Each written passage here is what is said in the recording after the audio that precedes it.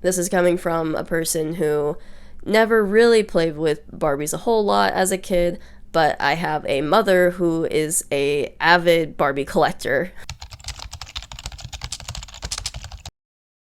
Hello everybody, my name is Star, your friendly neighborhood go-go dancer, and today we are here to talk about Barbie.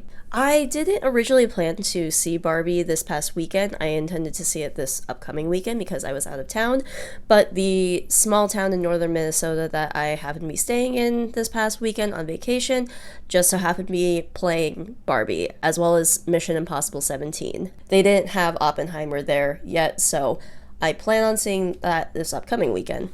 I've seen a couple of reviews here and there. Obviously, I've seen the stupid right-wing misogynist takes on the movie. Not that I also don't have criticism of the movie, just know that my criticism of the movie is not the same as Ben Shapiro's criticism of the movie. I know this channel has never done a movie review. I am not a movie person. I have zero qualifications to review this movie. Before Barbie, I saw Asteroid City by Wes Anderson, which honestly only came out the week before. But before that, I think the last movie I saw was 1917, which I think was playing at the tail end of 2019.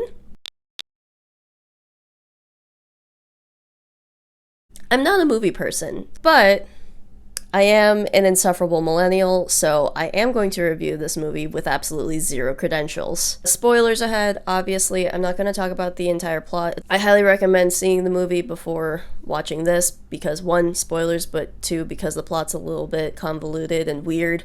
I'm going to be referencing things that you might not understand, so let's start off with what I liked first. Number one, casting. Obviously, Margot Robbie is the perfect Barbie. Ken, played by Ryan Reynolds, is also perfect for a very specific reason. A long time ago, probably around the time that even like the cast was announced or like the release date was announced, it was a long time ago. It was like honestly like probably a couple of years ago. Anyways, I saw a TikTok that said a kind of a hot take that Ryan Gosling is not a good choice for Ken. Not because that Ryan Gosling is not a gorgeous man, but because Ryan Gosling knows too much. You can like see it in his eyes that that man has a brain. We need a brainless hot man to play Ken. We need Zac Efron. We need a Dave Franco. Ryan Gosling, he's too smart. But that take was made long ago, and now, seeing the movie, Ryan Reynolds is actually the perfect choice for Ken, considering he unintentionally becomes the antagonist. Kate McKinnon, fantastic. Michael Cera is an unexpected favorite of mine in the cast. I'm sure by now you've heard all of the men criticizing the movie, saying that it's anti-man, it's misandrist, it's all this nonsense. The men that actually like the movie are the Allens of the world. Who else? Will Ferrell, fantastic.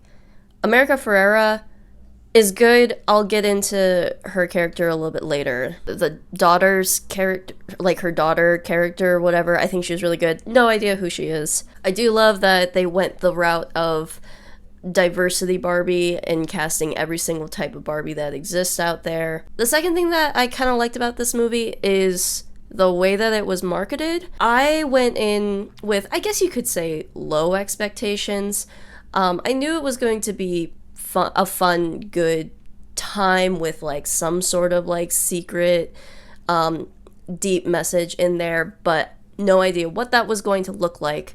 I'd seen an ad here and there advertising it was going to be some movie where Barbie is in Barbie land and stuff starts turning weird and she has to go into the human world and figure it out there. And then on the other side of it, there's a bunch of stuff on TikTok saying, oh my god, this movie is going to be so much deeper than it seems to be. That was kind of my expectation going into it. Honestly, from the trailer that I saw, I was really worried it was going to be a lot of the type of comedy that I hate, which is just uncomfortable, embarrassing situations. Think Amy Adams in Enchanted, where Amy Adams plays this character that came from kind of like a Disney princess-esque story and then gets dropped into the real world, but she still has all of her Disney princess mannerisms and interactions with the world, and the point of the comedy is like, wow, look how uncomfortable and awkward she is in the world. And that type of comedy makes me so uncomfortable. It's my least favorite type of comedy or plot device, but they didn't really do that in this movie. The whole movie is just an incredibly high level camp the whole way through. Barbie Land is camp as hell.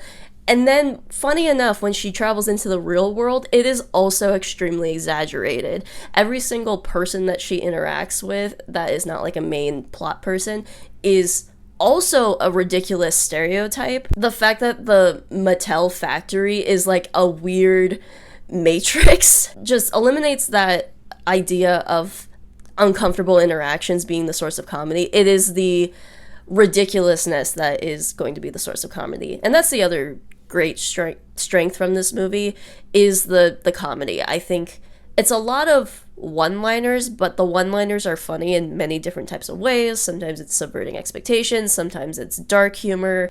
I'm gonna stick with the note of everything being extremely camp in this whole movie and like kind of start to go into my criticism. The extreme level of camp allows for plot holes to exist in a way that makes sense. There's a lot of moments where characters suddenly change their mind, and in any other movie, someone would say, like, that doesn't seem realistic. Oh, that's so convenient.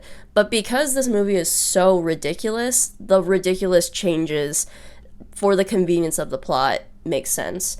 For example, at the end when Ken gives up his power from patriarchal rule, he just says, after I found out that patriarchy wasn't about horses, I kind of lost interest. Is it a convenient point to make the plot make sense? Yes. But also, Ken is an absolutely ridiculous character. Every single character is an absolutely ridiculous character, so it makes sense. As Barbie is running out of the Mattel factory, even though there's like 12 guys going after her, they're all kind of dumb and running around in circles in the cubicles. Is that ridiculous and probably wouldn't happen? Yes, but like nothing normal happens in this movie. So yeah, I can see somebody critiquing this movie for having plot holes, but it's also just so ridiculous.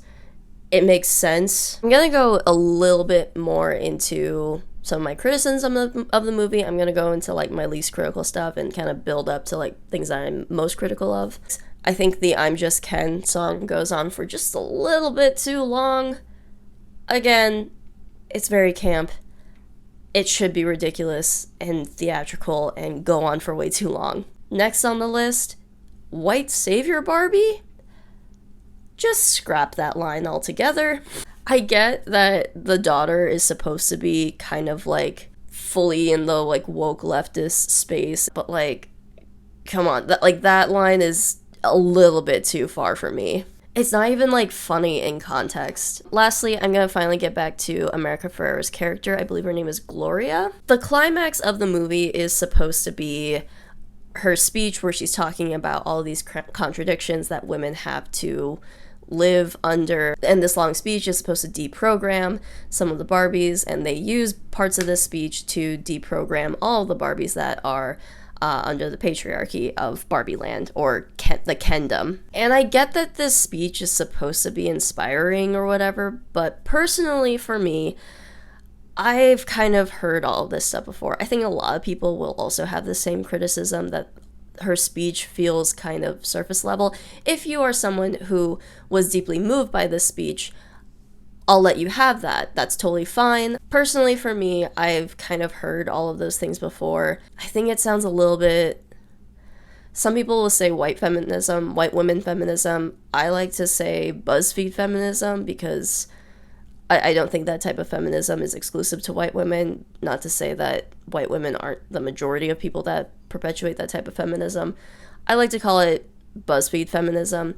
Something that's like kind of very surface level, and the type of person who just kind of stops at that level of feminism. You could argue that these surface level contradictions being explained to the Barbies, deprogramming them, makes sense with the plot because Barbie Land was so susceptible to patriarchy because they had never experienced anything like it. It is kind of compared to when European settlers first came to America and the Native Americans had no defenses against the diseases and viruses that they brought over. A way that I personally think you could have made that speech a lot better is using two methods that are often said in media and creative spaces. One, show, don't tell. And two, go smaller. The first one, show, don't tell, is kind of what it says. And there are actually a couple of examples from the Barbie movie that I think do show, don't tell very well. Specifically the scene where Barbie is meditating, trying to figure out where this girl is that she's trying to find in the human world. And it shows scenes of a young girl growing up into a teenager. And she opens her eyes and looks at the people around her in the human world. You see a couple that seems to be arguing, but you can't tell what they're saying. You see, I think, like a dad teaching his daughter how to ride a bike. The trees in the sunlight. And she turns to this elderly woman next to her at the bus stop and just says, "You're so beautiful." And the grandma says, "I know." Nothing in that scene is telling you what it means to be human. Nothing in that scene is telling you what humanity is, what it means to be a human, what it means to have humanity. It just shows you. And it's open-ended enough that anybody can take away their own message of what it means to be human, because it's going to be different for every person. The second thing, go smaller, basically means trying to explain everything is going to be difficult because you're ultimately going to miss something. If you instead explain something on a very, very minute, specific level, people are going to make connections in their own brain and their own experience. That's where we get things like for sale baby shoes, never worn. You have to give yourself very narrow parameters for people to understand what it means to them. I think for Gloria's speech, where she's talking about all these contradictions, I don't think she should have necessarily gone on this speech focusing on all women. I think she instead should have focused on her specific life. What did she have to go through to get to work that morning? The fact that she put on makeup that morning, the fact that she has to put on a bra. Personally, me as an Asian woman driving myself anywhere, I have to make sure that I am driving extra safe and extra careful, because if somebody sees me fuck up and sees me through the window, they're going to fill in an own narrative in their head that is a horrible stereotype that has existed for way too long. If you go small, if you go specific, it feels a lot more authentic. Rather than when you go big and talk about everything and trying to encompass everything, it just feels preachy. Some of the takes that I've seen that are kind of in line with my criticism of that speech are, one take that I've heard is that the movie is not supposed to be Barbie being a tool for feminism. It is Barbie learning feminism herself along with the audience. The other kind of meta-narrative that goes in line with the contradiction speech is how a movie that is talking about what it means to be a woman in society has to come in this bright, bubbly, silly packaging in order for somebody to actually listen to it. You can also say that also fits in because in the end, to put the Barbies back into power, they ultimately have to play to the Ken's desires and do things like feign stupidity and needing help from the Kens, or saying that you've